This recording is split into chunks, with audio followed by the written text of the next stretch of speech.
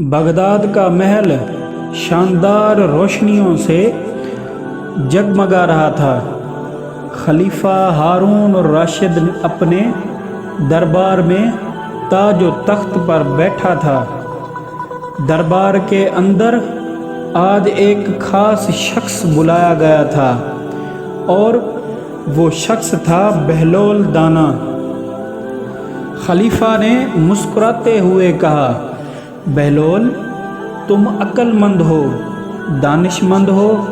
मैं चाहता हूँ कि तुम काज़ी उल कुद्दात यानी सबसे बड़ा काजी बन जाओ।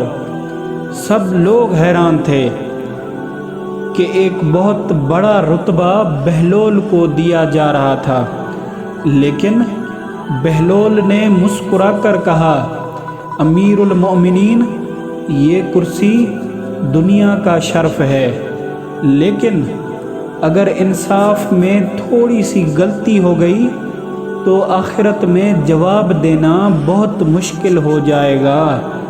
खलीफा ने फिर कहा, मगर तुम जैसे अक्लमंद लोग ही इंसाफ कर सकते हैं, तुम्हारे अलावा और कौन इंसाफ करेगा।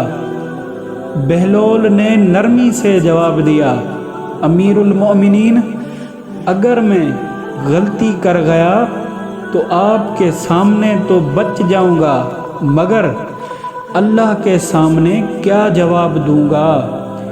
ये सुनकर दरबार में खामोशी छा गई।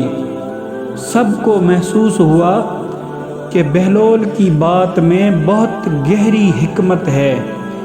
बहलोल ने सोचा कि अगर वो इस रुतबे से बचना चाहता है तो उसे लोगों की नज़र में अपने आप को मजजूब दिखाना होगा।